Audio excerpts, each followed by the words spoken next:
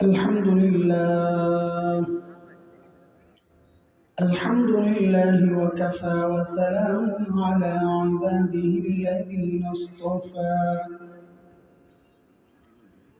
أما بعد فأعوذ بالله من الشيطان الرجيم. بسم الله الرحمن الرحيم.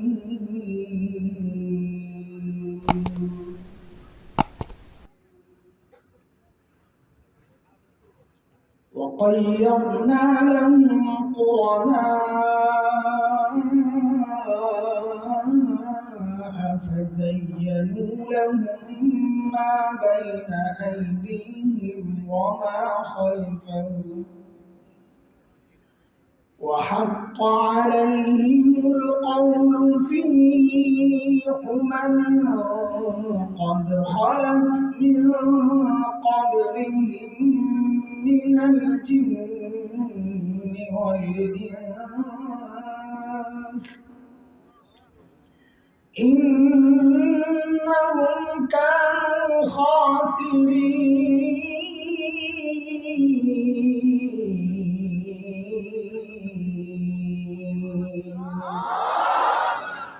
آمنت بالله صدق الله العلي العظيم.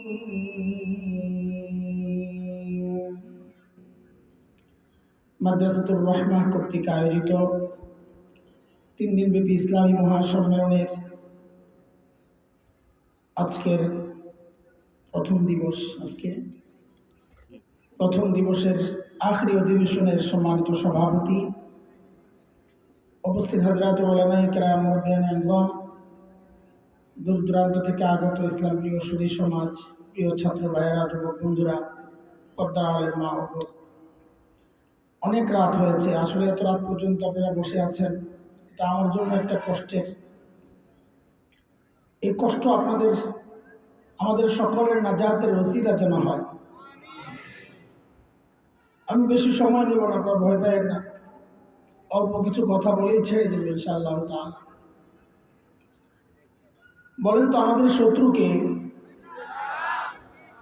এত আজ থেকে ভয় পাইতেছেন নাকি? শয়তান আবার পরে ধরবে তো জোরে বলেন, কে? এই কথা কার? আল্লাহ বলেছেন সূরা আল ফাতির আয়াত নম্বর 6, রব বলেন, ইন্নাশ শাইতানা লাকুম আদুউন ফাত্তাখিযুহু আদুওয়া ইন্নামা ইয়াদউ হিজবাহু লিয়াকুনু মিন আসহাবিস সাঈর।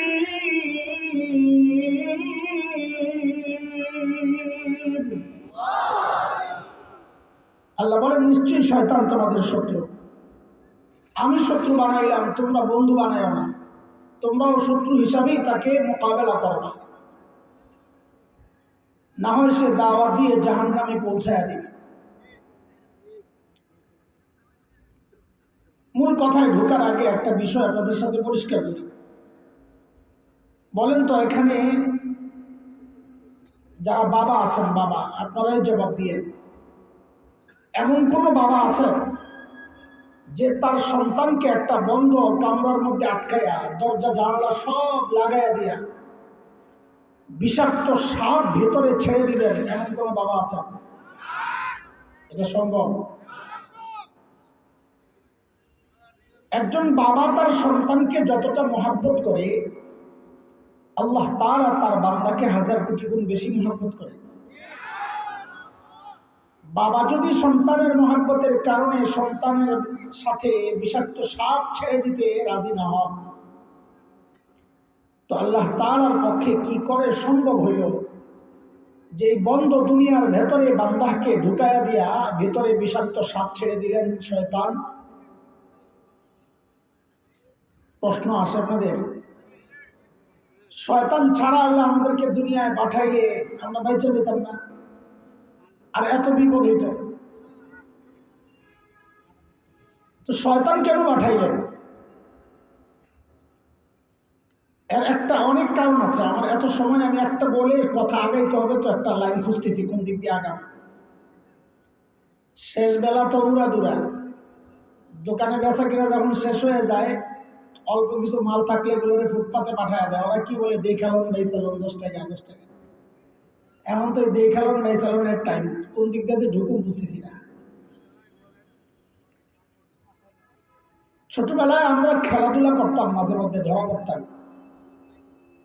ওস্তাদরা অফিসে ডাকতেন আসামি। আমরা ঢাকার পোলা, একটু খেলাধুলার ভাব আছিল যখন ছোট। তো আসামি হিসাবে যখন অফিসে যায় বসতাম আরো 8-10 জন মিললে।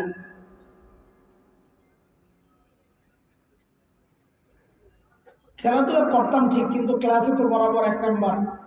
ওই জন্য ওস্তাদদের একটা দুর্বলতা ছিল আমাদের প্রতি। এটা যারা ওস্তাদ তারা ভালো বোঝেন, ভালো ছাত্রদের প্রতি ওস্তাদদের একটা দুর্বলতা থাকে। এটা আমরাও বুঝতাম যে ওস্তাদ আমার প্রতি একটু দুর্বল। তো বিচারের সময় ওস্তাদরা আসলে চাইতেন যে এই ভালোটারে একটু কোনো রকমের সাইড করা যায় কিনা। তো উসিলা খুঁজতেন, বাহানা খুঁজতেন। এটা আমরাও বুঝতাম যে কোনো একটা লাইনে বের হওয়া যায় কিনা। তো যেই জিজ্ঞেস করতে হয় কেন গেছিস, মানা করছি না যাইতে। তো কি করতাম, ক্লাসের সবচেয়ে দুষ্ট যেটা যেটা আমাদেরকে ফুসলায় আসলে খেলতে নিছিল, আস্তে করে ওর কান্দা চাপায় আনতাম, হুজুর ভালো হয়ে গেছে, বলো ভাই না কাম বুঝলাম ভালো হয়ে গেছে। তো ভাবটা বুঝতাম যে হুজুর তো মনে হয় চাচ্ছেনি এমন একটা কিছু যে কোনো রকম দিয়ে আমি পার পাই আছে। তারপরেও কিছু ধমক টমক দিতে হয়, তারপরে তুই কেন গেলি, যাবা আর যাবি না। এরপর ওটাকে ধরতে যে তুই নিজেও দুষ্ট, ভালোগুলোরাও খারাপ করস, যে মায়ের ধরে ওটাকে সাইজ। অদস্ত আল্লাহ তাআলা দুনিয়ায় আমাদের সাথে শয়তান পাঠাইয়া এই একটা সুযোগ আমাদেরকে করে দিছেন। হাসরের মাঠে যখন আল্লাহ জিজ্ঞেস করবেন, এরে আব্দুল্লাহ তুই এই কাজ কেন করছস, তো আল্লাহর সামনে আস্তে করে নিজেকে বাঁচানোর একটা সুযোগ পেয়ে গেছি। আল্লাহ আমার দোষ নাই, শয়তান আমার। শয়তান না থাকলে সব কিছুর দায়ভার নিজের কাঁধে পড়ত। এখন নিজের কাঁধের থেকে শয়তানের কাঁধে দেওয়ার একটা সুযোগ, এটাও আল্লাহর একটা আমাদের জন্য রহমত। শয়তান পাঠাইয়াই শুধু ক্ষান্ত হন নাই মালিক, সাথে শয়তান যত ভয়ঙ্কর শত্রু, শয়তানকে মোকাবেলা করার জন্য তার চেয়ে আরো শক্তিশালী অস্ত্র আল্লাহ আমাদেরকে দিয়ে দিয়েছে। বলে তুই ওই অস্ত্র ব্যবহার কর। 3টা ধাপ দেখেন আল্লাহ তাআলার, 3টা ধাপ। প্রথম ধাপ হচ্ছে শয়তান কোন কোন লাইনে আমাকে আপনাকে ধোঁকা দেয় ওইটা দেখা যাচ্ছে। এই এই এই শয়তানের ধোঁকা দেওয়ার পদ্ধতি এটা। 2 নাম্বার, ধোঁকা যেন না খাই মোকাবেলা করার জন্য আমার কি করণীয় ওইটাও শিখাইয়া দিছে। 3 নাম্বার, ধোঁকা যদি খেয়েও যায়, আক্রান্ত যদি হই, এরপর নিজেকে শুধরানোর জন্য, পরিষ্কার করার জন্য, গুনাহ মাফ করানোর জন্য কি কি করা দরকার আল্লাহ তাও শিখাইয়া দিছে। তো তুমি কোনটাই ব্যবহার করবে না, জাহান্নামে যাইবা না তো কই যাইবা। আমি একটা আয়াত তিলাওয়াত করেছি শুরুতে, সূরা হামিম আস-সাজদা 25 নম্বর আয়াত। এই আয়াত আল্লাহ তাআলা বলছেন, এটা আসলে মূলত অন্য এক আয়াতের ব্যাখ্যা। কোরআনের এক আয়াত আরেক আয়াতের ব্যাখ্যা। অন্য আয়াত আসছে মালিক বলেন, وَمَن يَعْشُ عَن ذِكْرِ الرَّحْمَنِ نُقَيِّضْ لَهُ شَيْطَانًا فَهُوَ لَهُ قَرِينٌ। যারা আল্লাহ তাআলার জিকির ছেড়ে দেয়, আল্লাহর স্মরণ ছেড়ে দেয়, আল্লাহ বলেন আমি তাদের উপর শয়তানকে সঙ্গী হিসাবে চাপায়া দিই। এই হলো এক আয়াত। শুরুতে আমি যে আয়াত তিলাওয়াত করছি ওই আয়াত আল্লাহ বলেন, وَقَيَّضْنَا لَهُمْ قُرَنَاءَ فَزَيَّنُوا لَهُم مَّا بَيْنَ أَيْدِيهِمْ وَمَا خَلْفَهُمْ। الآية শয়তানকে আমি চাপায়া দিই। অন্য আয়াতে আসছে কখন চাপায়? যখন বান্দা আল্লাহকে ভুলে যায়, আল্লাহ চাপায়া দেন। চাপায়া দেওয়ার পর শয়তান কি করে? শয়তান ফাযায়্যানু লাহুম মা বাইনা আইদিহিম ওয়া মা খালফাহুম, শরীয়তকে শয়তান সরায়, আমার সামনে থেকে সরায়া শরীয়ত বিরোধী কাজটাকে শোভনীয় করে দেখায়, সাজায়া দেখায়, চটকদার চমকদার স্লোগান বানায়া বানায়া আমাকে শরীয়ত বিরোধী কাজে শয়তান লাগায়া দেয়। উদাহরণ না দিলে বুঝবেন না। আয়াতটা বুঝতেছেন আপনারা, আমরা উদাহরণ সহ বুঝতেছি মৌলবীরা। এবার আপনাদের দুই একটা উদাহরণ দিলে আপনারাও বুঝবেন ইনশাআল্লাহ তাআলা। কিন্তু ওয়াদা দিতে হবে বুঝার পর শয়তানের এই ধোকায় যে আমরা পড়েছিলাম এতদিন, এখন ছেড়ে দেবো ইনশাআল্লাহ। ঠিক আছে ইনশাআল্লাহ। শরীয়তের বিধান, কোরআনের হুকুম, লা তাকতুলু আওলাদাকুম খাশিয়াতা ইমলাক,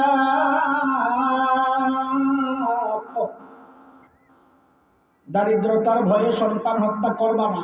এটা কার হুকুম? নবী আলাইহিস সালাম বলেন, তাযাওয়াজুল ওয়াদুদাল ওয়ালুদ ফাইন্নী মুকাসিরুন বিকুমুল উমাম। ওই নারীকে বিয়ে করো যে স্বামীকে বেশি ভালোবাসে আর যে নারী সন্তান বেশি দেয়, ওই নারীকে বিয়ে করো। কেন? আমার উম্মত বেশি হবে, আমি আমার বেশি উম্মত নিয়ে কিয়ামতের মাঠে গর্ব করব। এটা হচ্ছে শরীয়তের বিধান। শয়তান এই বিধানকে সরাইছে। আরেকটা গেলানোর জন্য একটা চটকদার স্লোগান তো দরকার। ওই যে আল্লাহ বলেছেন ওয়াযায়্যানু লাহুম মা বাইনা আইদিহিম ওয়া মা খালফাহুম। তো চটকদার স্লোগান আমার আপনার সামনে পেশ করছি কি?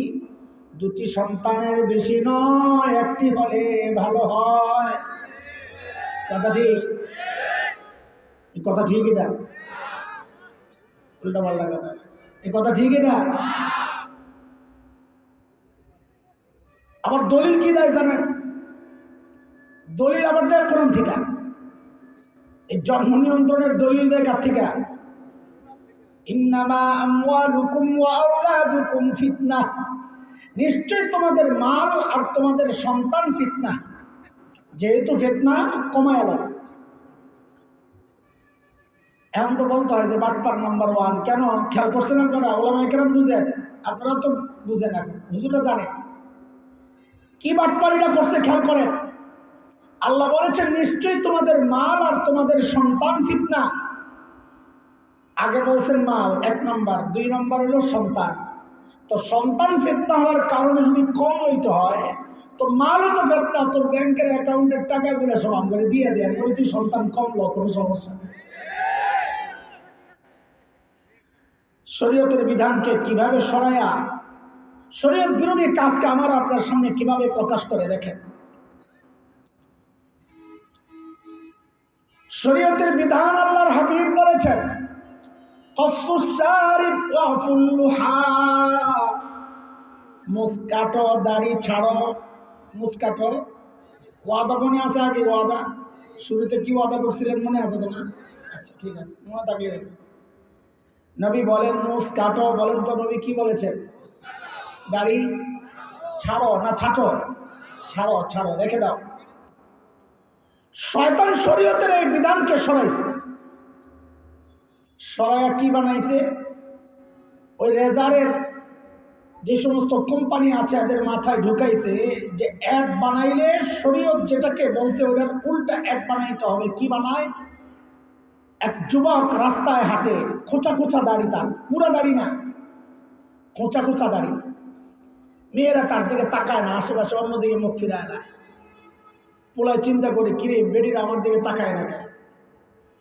ঘরে যায় দেখে, ও আমার এই অবস্থা। চিন্তা করেন কিভাবে মাইন্ড গেম খেলছে তারা, আমরা বুঝিও না এগুলা। পরে যায় রেজার নিয়ে সুন্দর করে শেভ করে ক্লিন সাফান সাফা, এইবার রাস্তায় বের হয়। এখন মেয়েরা সবাই খালি তার দিকে তাকায়। শরীয়ত বলল তুমি দাড়ি রাখো, আর এই শয়তান আমার আর আপনার সামনে নতুন শোভনীয় করে শরীয়ত বিরোধী কাজটা দেখাচ্ছে কি, যে দাড়ি কাটো, তুমি স্মার্ট হবা, তোমাকে স্মার্ট দেখা যাবে।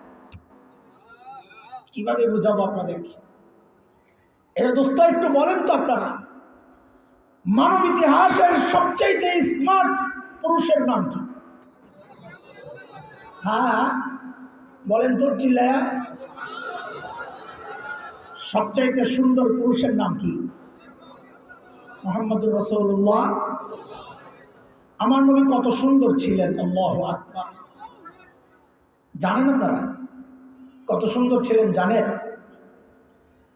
আম্মা জান আয়েশা রাদিয়াল্লাহু তাআলা আনহা বলেন, আহারে মিশরের মেয়েরা হযরত ইউসুফের সৌন্দর্যে পাগল হইয়া ছুরিগুলা দিয়া হাত কেটেছিল।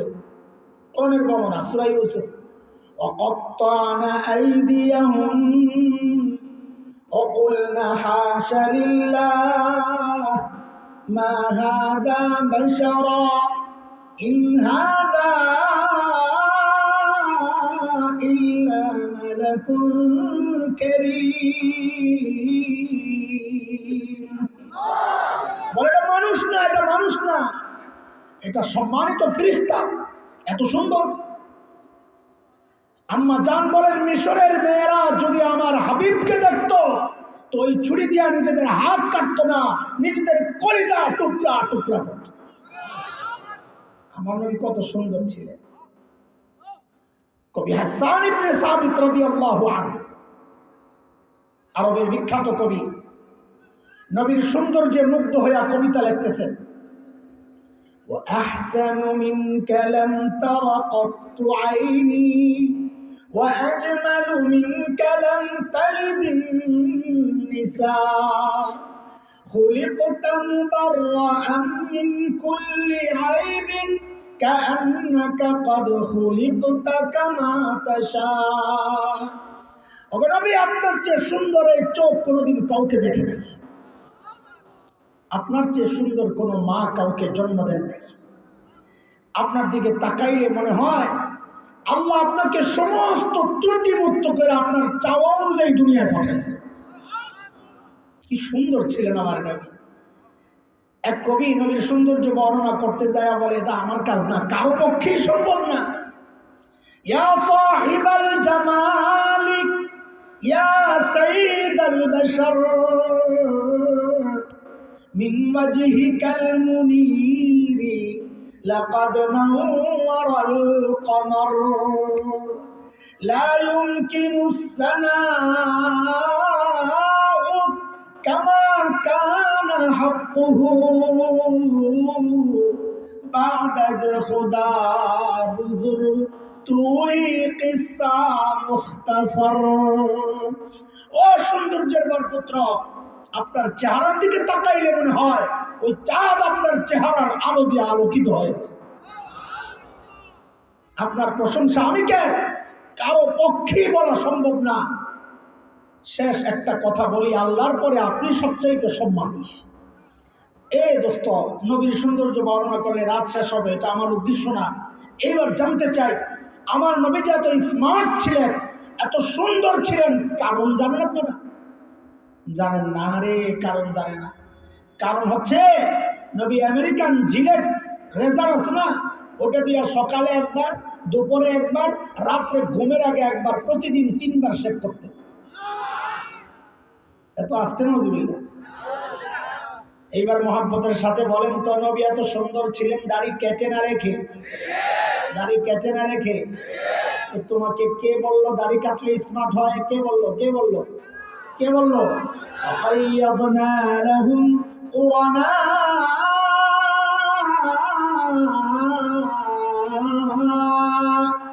فزينوا لهم ما بين أيديهم وما خلفهم।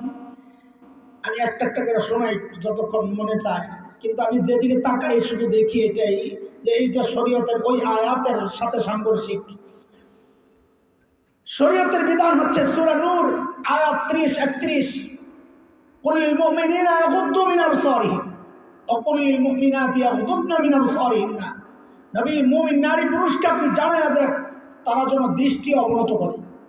দৃষ্টি, এটা হচ্ছে শরীয়তের বিধান। কেউ অবৈধ জায়গায় তাকাবে না। শয়তান নতুন স্লোগান বানাইছে, নাম দিছি কি? ক্রাশ খাইছে।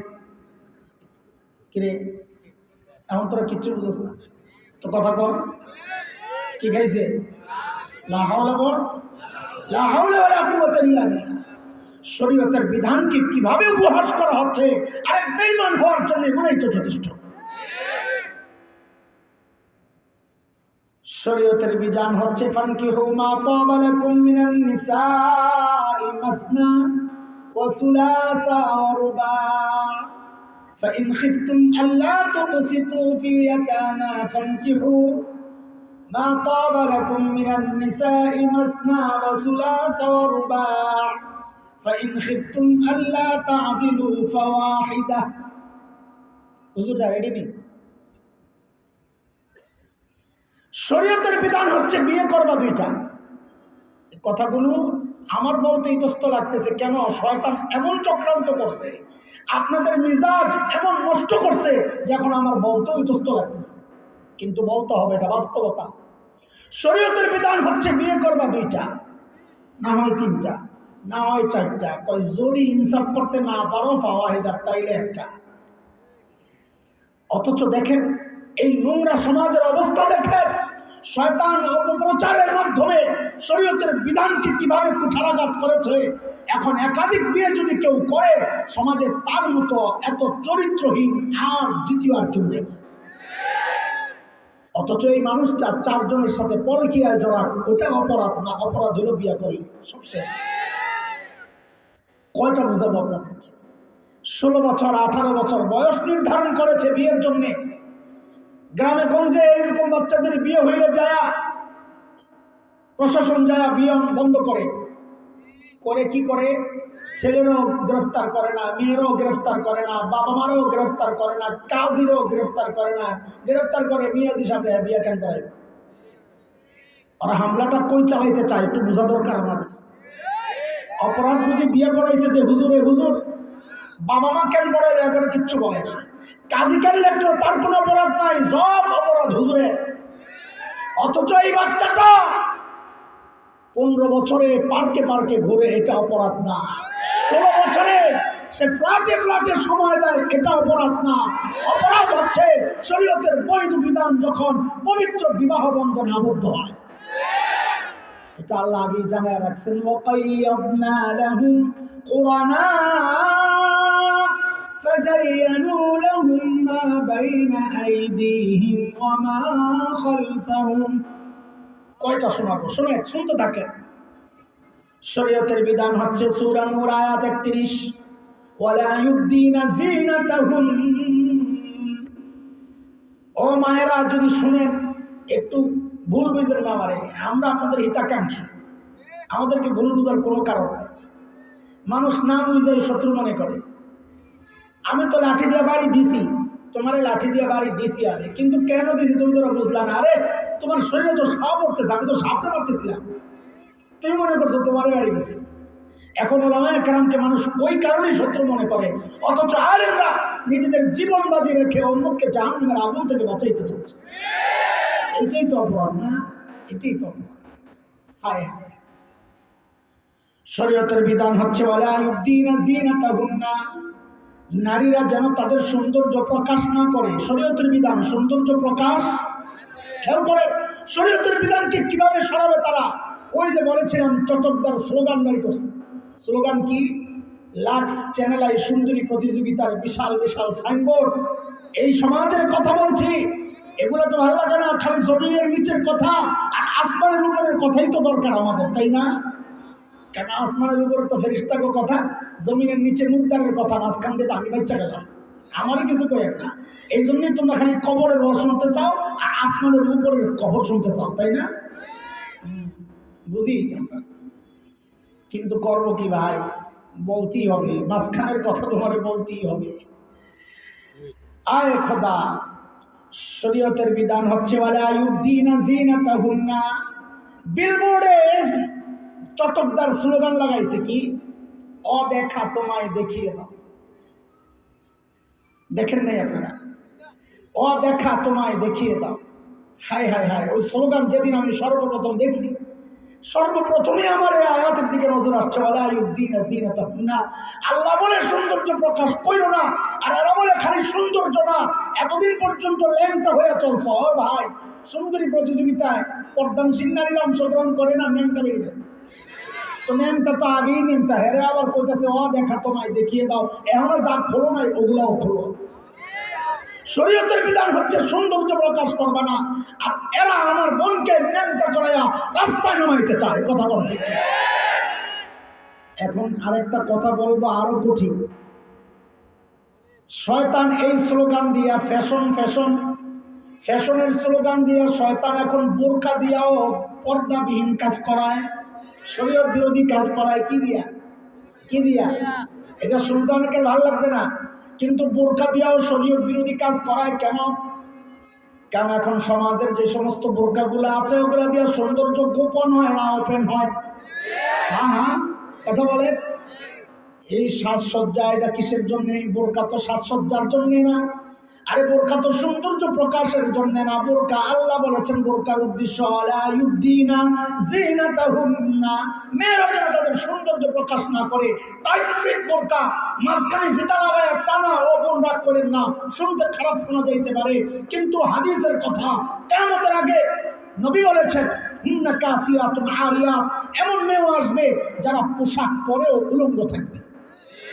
পোশাক পরেও। জগৎ শ্রেষ্ঠ বিখ্যাত মুহাদ্দিস আল্লামা মুফতি তাকি উসমানী দামাত বারাকাতুহুল আলিয়া ব্যাখ্যায় বলেছেন, পোশাক পরেও উলঙ্গ এর তিনটা রূপ হইতে পারে, তিনটা সুরত। কয় রূপ? কয় সুরত? বলেন কয় সুরত?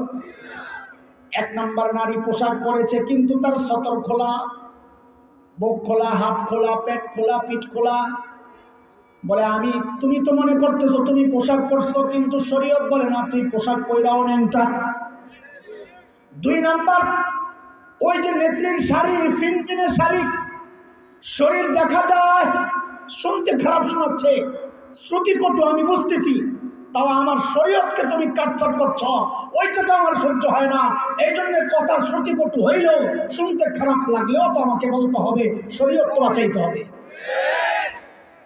ফিনফিনে শাড়ি পরে শরীর দেখা যায়, সে তো মনে করছে পোশাক পরছে, কিন্তু শরীয়ত বলে হুন্না কাসিয়াতুন আরিয়াত, সে পোশাক পরেও ন্যাংটা। কয়টা গেল?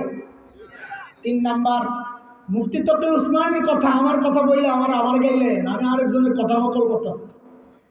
মুফতি তকি উসমানী বলেন, কেউ যদি এমন টাইট ফিট পোশাক পরে, যেই পোশাকের কারণে শরীর ফুটা ওঠে, অঙ্গ বোঝা যায়, তাইলে বোঝা গেল হুন্না কাসিয়াতুন আরিয়াত, সে ভাবতেছে আমি বোরকা পরছি। শরীয়ত বলে তুই বোরকা পরস নাই, তুই ন্যাংটা। এটা কার কথা? আরে শরীয়তের কথা। বলেন কার কথা? কয়টা বলবো, থাক বাদ দেন। শয়তান নতুন আরেক কিছু সিস্টেম বের করছে, যে আসতেছে সামনে, নাম দিছে 31st নাইট। নাম দিছে কি? শরীয়ত কয় শিরক, শরীয়ত বলে, আরে কথা বলে, শরীয়ত বলে, শয়তান কয় শিরক না, 31st নাইট। কিরে, কি নাম দিছে? ওই যে আগে বলেছি, চটকদার আর চমকদার স্লোগান বানায়া বানায়া শরীয়তকে সাইড করে। বলে হুজুর 31st নাইট আবার শিরক কেমনে? বলে আমি মৌলবী বললে তো তোমার বেশি পছন্দ হবে না, তোমাদের একজন বিশেষ উস্তাদ আছে না, ফজিলাতুল শেখ আল্লামা মুফতি ইন্টারনেট লানাতুল্লাহ আলাইহি, আছে না? ওই হযরত গুগল সাপে যায় সার্চ দাও। কি দিয়া সার্চ দিবা? আমি সূত্র দিয়ে দিই, ওখানে যায় লিখবা জে ফর জাপান, JANUS, জানুস। কি লিখবে? জানুস। জানুস লিখলে দেখবেন দুই মাথাওয়ালা এক মূর্তি বেরিয়েছে। দেখেন সার্চ দিয়া, কয় মাথাওয়ালা? দুই মাথাওয়ালা। এর নিচে হিস্ট্রি লেখা আছে, তুমি পড়ো। তোমার উস্তাদই তো বলছে, আমি মৌলবী তো তোমার উস্তাদের কথাটা শোনাইতেছে তোমার, এটা আমার কথা না। হিস্ট্রি লেখা আছে, কি লেখা আছে পড়েন। হে মুসলমান বাবা মায়েরা, আপনার সন্তানকে আটকান, দুনিয়ার সবচেয়ে দামি সম্পদ ঈমান হারাইতে দিয়েন না, আখিরাত বরবাদ হয়ে যাবে। বলে জানুসের সাথে ঈমান বরবাদের কি আছে? ওই হিস্ট্রি পড়েন, দেখবেন খ্রিস্ট ধর্মের আগে রোমান মুশরিকরা এক দেবতার পূজা করত, যার নাম ছিল জানুস। তাদের বিশ্বাস ছিল আমাদের সমস্ত ভাগ্যের মালিক হচ্ছে এই জানুস দেবতা। চিনলে এখন ভাগ্যের মালিক কে? ইজ্জতের মালিক। ক্ষমতার মালিক, সন্তান দেওয়ার মালিক না খাজা বাবা? তাইলে নির্বাচনের সময় তুমি চাপি লাগায় হাসান বস্ত্র হইয়া শাহজালাল ইয়ামানের কবরে কেন দাও? নির্বাচন হলে দেখবেন এক শ্রেণীর মানুষ টুপি লাগায় পুরো হাসান বস্ত্র, আরেক শ্রেণীর মানুষ হিজাব টিজাব লাগায় তসবি লইয়া পুরা রাবেয়া বসরি। আরে কথা কর যে কি চাও? ক্ষমতা। নাউজুবিল্লাহ। ক্ষমতা দেওয়ার একমাত্র মালিককে। শুনতে অসুন্দর লাগে, তাও বাস্তবতা হচ্ছে বাবা আর খাজা কারো ভাগ্য পাল্টাবে থাক দূরের কথা, আরে ভাগ্য তো আমার নবীও কারো পাল্টানোর ক্ষমতা রাখেন না। আমার কথা, আমি এত বড় কথাটা আমার কথা হইলে বলতাম। কার কথা এটা? চিল্লায়া বলেন কার কথা? আল্লাহ বলেছেন সূরা আরাফ আয়াত 188, 188, 9 নম্বর পারা। হাফিজি কোরআন যদি খোলেন তো 14 নম্বর পৃষ্ঠার প্রথম লাইন, প্রথম আয়াত। মালিক বলতেছেন قل لا أملك لنفسي نفعا ولا ضرا إلا ما شاء الله। নবী আপনি জানায়া দেন রে আমার উম্মত, আব্দুল কাদের জিলানী থাক দূরের কথা, মুঈনুদ্দিন চিশতি থাক দূরের কথা, শাহজালাল শাহ পরান থাক দূরের কথা, আরে আমি নবী তোমাদের কোন উপকার করব থাক দূরের কথা, ক্ষতি করব থাক দূরের কথা। লা আমলিকু লিনাফসি নাফআন ওয়ালা দাররা, আমি নবী তো আমারই কোন উপকার আর ক্ষতি করার ক্ষমতা রাখি না। বলে সব ক্ষমতা কার? তো আল্লাহ নবীর জবান দিয়ে বলাচ্ছেন, আপনি বলে দেন ইল্লা মা শা আল্লাহ। সব ক্ষমতা কার? জানুস দেবতারা এরা মনে করতো ভাগ্য দেবতা। নাউজুবিল্লাহ বলবেন না তো হুজুর 31শে ডিসেম্বরের সাথে এবার কাহিনী কি? বলে শুনেন না কাহিনী। আমি কাহিনী বলার জন্যই তো প্রসঙ্গ রাখছি। রাত যখন 12টা বাজতো 31শে ডিসেম্বর, 12টার আগে ওই রোমান মুশরিকরা পেছনের মুখের কাছে যায় কৃতজ্ঞতা প্রকাশ করতো, লাফায়া লাফায়া গান গেয়ে গেয়ে। কেন? তাদের বিশ্বাস ছিল বিগত বছর যে ভালো ছিল এই জানুস দেবতার কল্যাণে। নাউজুবিল্লাহ। যে রাত্রে 12টা বাজতো আর সামনে মুখের কাছে চলে যেত। মুখ কয়টা? আরে মুখ কয়টা?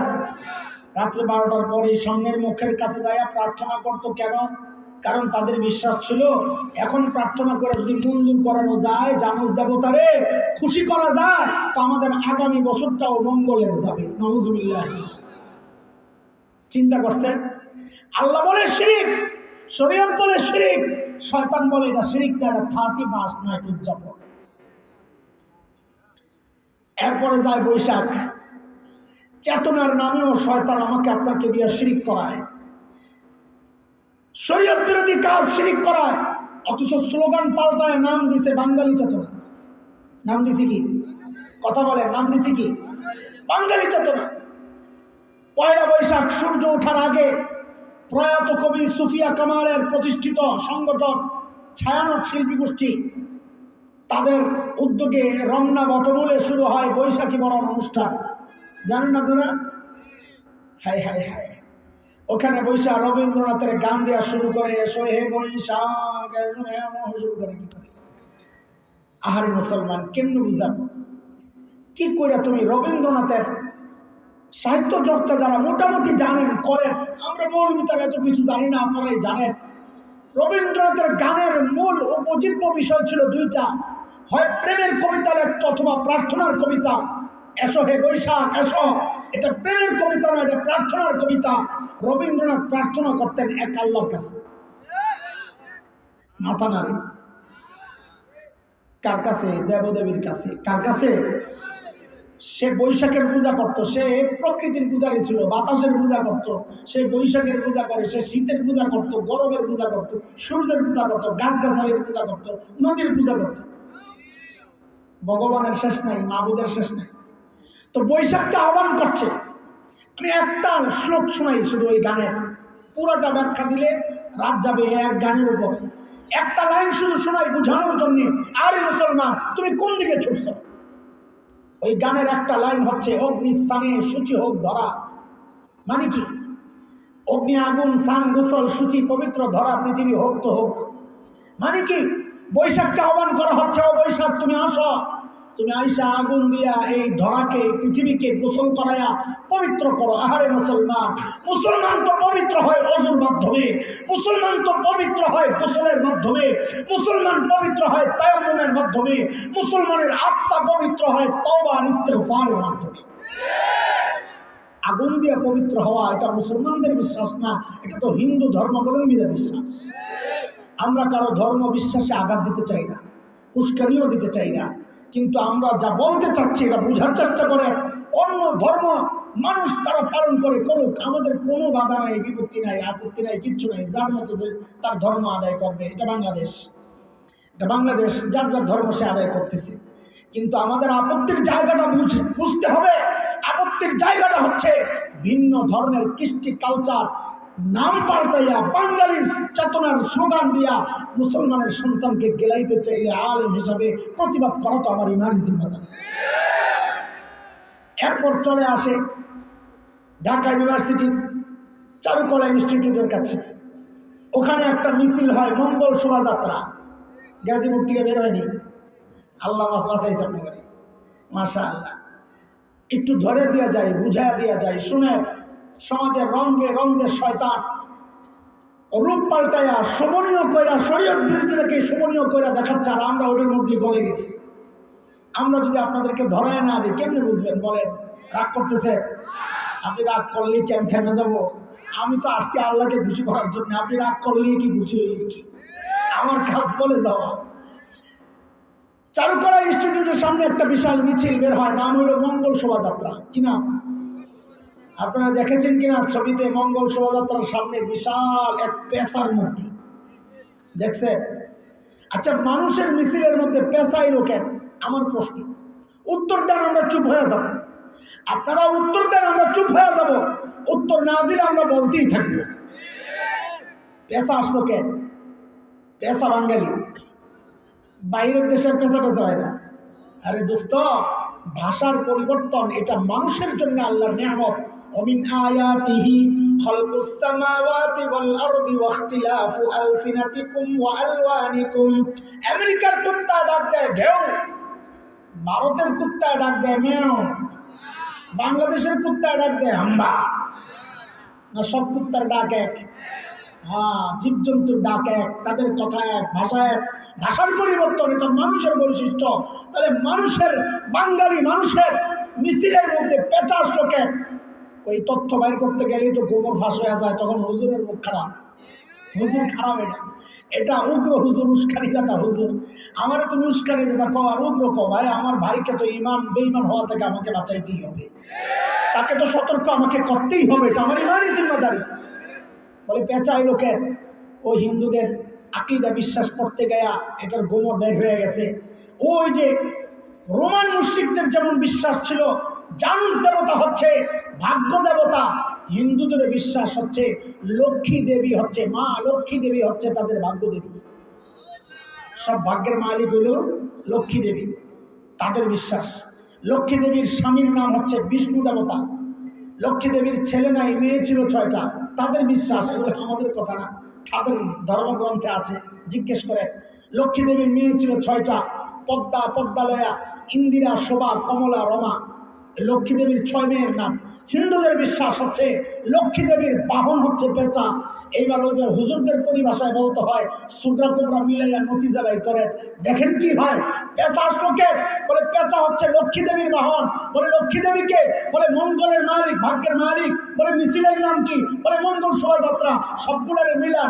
ও মা লক্ষ্মী দেবী, তোমার বাহন রেডি, তুমি এসে মিছিলের নেতৃত্ব গ্রহণ করো। কেন?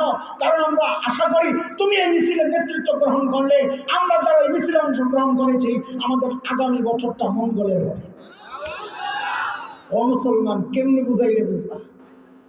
হ্যাঁ, প্রতিজ্ঞা, ওয়াদা, এই সমস্ত চেতনার নামে ইমান বিধ্বংসী কার্যকলাপে অংশগ্রহণ করা যাবে না। এই সমস্ত আধুনিকতার নামে 31st নাইটের নামে ইমান বিধ্বংসী শয়তানি চক্রান্ত আর জালে পা দেওয়া যাবে না। ইনশাআল্লাহ, ওয়াদা দাও ইনশাআল্লাহ। থাক থাক, আর 27টা মানুষ এই শেষ রাতে তুই নারী দিবি বেটা, মাগরিবের পরে তুই আসা এই 1টার সময় আসিস নারী দেওয়ার লেগে। বলে আমার দোষ কি, আমি যদি জমা করে রাখছি, আপনি আইসেন কেন চুপ করে? থাক, পরে এক সময় মেরে দিস ইনশাআল্লাহ। আমি আর এই বিষয়ে বলতে চাই না, অনেকগুলো বলছি। আমি বিশ্বাস করেন আপনাদেরকে কিভাবে বলবো, রাস্তায় হাঁটি, সমাজে যখন চলি, যেদিকে তাকাই আমি দেখলেই যেন মনে হয় আরে এই কাজটা তো কোরআনের ওই আয়াতের সাথে সাংঘর্ষিক, এটা তো কোরআনের ওই আয়াতের সাথে সাংঘর্ষিক। যেদিকে তাকাই দেখি শয়তান এইভাবে এই সমাজকে সাজায় রাখছে। আল্লাহ কয় আমি তো আগেই তোরে জানায় সতর্ক করছি, ওয়াকাইয়াদনা লাহুম কুরানা فزينوا لهم ما بين أيديهم وما خلفهم। শয়তানকে চাপায়া দিছি, আর শয়তানের কাজ হচ্ছে শরীয়ত বিরোধী কাজকে তোর সামনে শোভনীয় করে দেখাবে, চটকদার স্লোগান দিয়া তোকে বিভ্রান্ত করবে। আল্লাহ তো জানাই রাখছেন। দোস্ত, শয়তান মোকাবেলা করতে হবে ইনশাআল্লাহ। বলি ইনশাআল্লাহ। অস্ত্র আসেনি আপনাদের? না দিয়ে দিন অস্ত্র? লাগবে অস্ত্র, শয়তান মোকাবেলার অস্ত্র লাগবে তো লাগবে। কার কার লাগবে দেখি? আল্লাহু আকবার, মাশাআল্লাহ, আল্লাহ কবুল করেন। সবাই লাগবে না? মাশাআল্লাহ। তিনটা জিনিস আমি ওই যে তিনটা বিষয় বলেছি, যে শয়তানের চক্রান্তের ধারাগুলো আল্লাহ জানাইয়া দিয়েছেন, মোকাবেলা করার অস্ত্র দিয়ে দিয়েছেন, আক্রান্ত হয়ে গেলে মাফ করার ব্যবস্থাও দিয়ে দিয়েছেন। তিন ধারার এক ধারা শেষ হইল কিছু, যে শয়তানের চক্রান্তের কিছু লাইন গার্ড একটু দেখায় দিলাম। এইবার আসেন মোকাবেলার অস্ত্র। মোকাবেলার অস্ত্রের জন্য আপনাদেরকে আমি তিন জিনিস দিব। কয় জিনিস? এটা আমি প্রায় দিয়ে থাকি, অনেকে হয়তো পাইছেন, আগে ভুলে গেছেন, এখন নতুন করে নেবেন। কয় জিনিস বলেন? শয়তান মোকাবেলা করার জন্য আজকে আমরা তিন জিনিস নিব এই মজলিস থেকে। এক নম্বর হলো একটা লাঠি পাবো ইনশাআল্লাহ। ডরায় গেছেন? বলেন না, না নিবেন না? না মনে করছেন আমি গাজী মাহমুদের জন্য এই লাঠি বেঁচে আপনার থেকে মাদ্রাসার জন্য টাকা যাবো? না না, আমরা কোম্পানির প্রচার করি, এগুলো ফ্রি দেই, আপনি খুশি মনে হন, কোনো অসুবিধা নাই। একটা দেবো লাঠি কিসের জন্য? শয়তানদের দৌড়ানি দেওয়ার জন্য। নিবেন ইনশাআল্লাহ? দুই নাম্বার দিব একটা মুগুর চিনি, মোড়া লাঠি, এটা দেবো শয়তানের মাথাটা ফাটানোর জন্য। নিবেন তো ইনশাআল্লাহ? কয় লাঠি আর মুগুর তো পাইছি, অস্ত্র পাইয়া গেছে, এরপর যদি কামড়ায়। তৃতীয় আমার আলোচনার বিষয় যে স্পেশাল বাঁচানোর জন্য, মাফ করানোর জন্য স্পেশাল মলম আছে, ওই শয়তান কুত্তার কামড়ের মধ্যে লাগাইয়া দেবা, সাথে সাথে ভালো হয়ে যাবে। আলহামদুলিল্লাহ বল। এত সুন্দর ব্যবস্থা মালিক রাখছেন, তারপরেও তুমি মরলে 10 টাকা। আচ্ছা, এটা বোঝার জন্য একটা উদাহরণ বোঝেন সংক্ষেপে 2-3 মিনিটের মধ্যে। আপনি গেছেন আপনার বন্ধুর বাড়িতে বেড়াইতে, ঘটনাচক্রে ওই বন্ধু মডার্ন কুত্তা বলে, কুত্তা আসে না এরকম দোস্ত, কুত্তা বলে তো কলিং বেল টিপসেন, ভেতর থেকে কুত্তায় ঘেউ ঘেউ করে উঠছে। আমি ওরে বাপরে বাপ। এখন আপনার জন্য রাস্তা খোলা তিনটা, অপশন তিনটা। কয়টা? নাম্বার 1, গো ব্যাক, যে না, যে দোস্ত কুত্তা বলে আমি তার সাথে সাক্ষাৎ করবো না, বাড়ি যাই। 1 নাম্বার। 2 নাম্বার রাস্তা হচ্ছে কুকুরে মাইরা এরপর বন্ধুর সাথে সাক্ষাৎ করা। 3 নাম্বার রাস্তা হচ্ছে দোস্তরে ডাক দেওয়া, ও দোস্ত তোর কুত্তাটার একটু সামলা। এই তিনটার মধ্যে আপনি কোনটা গ্রহণ করবেন? বলে 1 নাম্বার, যদি বাড়ি চলে যান বন্ধুর সাথে জিন্দিগিতে সাক্ষাৎ হবে না। 2 নাম্বার, কুকুরকে মারতে গেলে উল্টা কুকুর আপনাকে কামড়ায় মেরে ফেলবে। তার রাস্তা খোলা একটাই, ও দোস্ত তোর কুত্তা সামলা। কুকুর মনিবের বড় অনুগত হয়। বলেন তো এই কথাটা আমার সাথে, কুকুর মনিবের বড় অনুগত হয়। বলেন, বলেন না সবাই, বলেন বলেন বলেন বলেন, আরো বলেন। কুকুর মনিবের বড়। আরে হাকিমুল উম্মত মুজাদ্দিদি মিল্লাত কি কথা বলছেন দেখেন। বলে এই কথাটা মানুষ হিসাবে আমাদের জন্য লজ্জার। কুকুর মনিবের বড় অনুগত হয়, এই কথাটা মানুষ হিসাবে আমাদের জন্য লজ্জা। কেন? যে একটা নিকৃষ্ট প্রাণী কুকুর, সে তার মালিকের অনুগত হয়, আর উৎকৃষ্ট মানুষ তুমি তোমার মালিকের অনুগত হইতে পারলাম না। তো দোস্ত আইসা ঢাক দিবে, রনি সাইট। শহরে যে কুত্তার নাম রাখে, রনি জনি বল্টু বল্টু, কত রকমের নাম রাখে। এই নাম ঠিক করে রাখেন, পরে বোঝা যায় না এটা মানুষের নাম না জীবজন্তুর নাম, মুসলমানের নাম না হিন্দুর নাম। আজিব আজিব নাম রাখে পাবলিক। আয় আল্লাহ। মালিক এসে ডাক দিলে কুত্তা আস্তে করে দেওয়ালের লগে পিঠ লাগায় খালি লেনজা লাগতে থাকে, ঠিক কিনা রে ভাই? এইবার বলেন আমাদের বন্ধু আল্লাহর সাথে কে কে সাক্ষাৎ করতে চাই? মাশাআল্লাহ, আলহামদুলিল্লাহ। না, এই যে হাত উঠাইছেন এর পরে কাজে লাগাবো, মনে রাখেন ইনশাআল্লাহ। ফ্রি পাওয়া যাবে না কোনো কাজ। সাক্ষাৎটা কোথায় হবে বলেন তো? বলেন সবাই। আল্লাহর হাবিব বলেছেন হাদিস, ইন্নাকুম সাতারাউনা রাব্বাকুম কামা তারাউনাল কমার লাইলাতাল বদর। এরা আমার উম্মত, জান্নাতে তোমরা সবাই রবকে এত স্পষ্ট দেখতে পাবা যেমন পূর্ণিমার রাতে পূর্ণিমার চাঁদকে যেমন সবাই দেখতে পায়। কাজে দেখা কোথায় হবে? কোথায় কোথায়? জান্নাতে যাওয়ার রাস্তার নাম কি? সিরাতে মুস্তাকিম। সাবাস, বলেন জান্নাতে যাওয়ার রাস্তার নাম কি? শয়তান আল্লাহরে দিছে চ্যালেঞ্জ, আল্লাহ যাদের কারণে আপনি আমার জান্নাত থেকে তাড়ায়া দিছেন, এরা তো জান্নাতে আবার আসবে, তাই না? ওই রাস্তা যেটা দিয়ে আসবে ওই সিরাতে মুস্তাকিমে আমি বসে থাকবো, আসতে দেবো না। শয়তান বলে, আল্লাহ এটাও করে জানাই দিয়েছেন। দেখছেন কারবার, সব গুমর ফাঁস করে দিয়েছেন শয়তানের। সূরা আরাফ আয়াত 16 শয়তানের বক্তব্য, قال فبما أغويتني لأقعدن لهم صراطك المستقيم।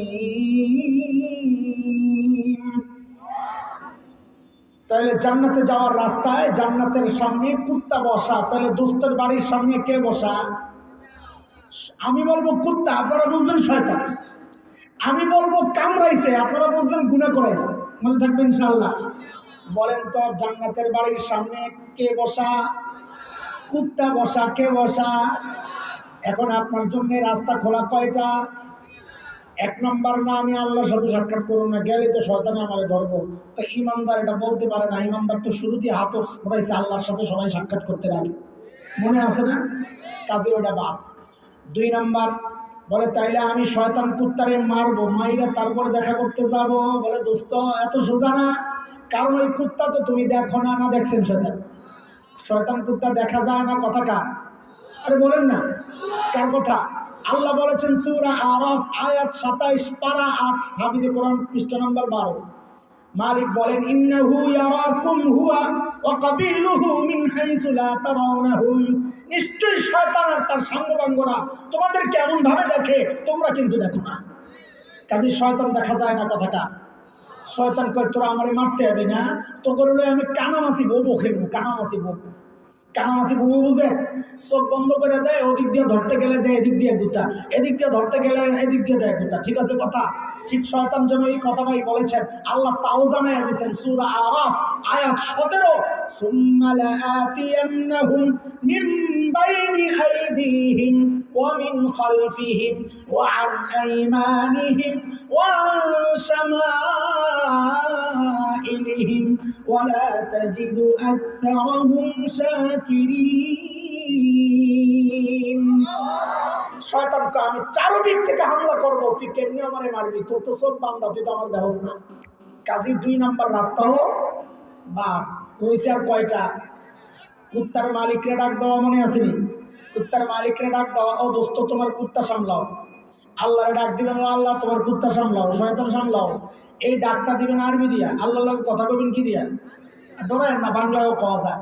এই ডাকটা দিবেন আরবি দিয়া। বলে হুজুর এই আরবি তো পারি না। আরে পারেন আপনি, বলেন আমার সাথে, আউযু বিল্লাহি মিনাশ শাইতানির রাজিম। অর্থ কি? আমি পানাহ চাই আল্লাহর কাছে বিতাড়িত শয়তান থেকে।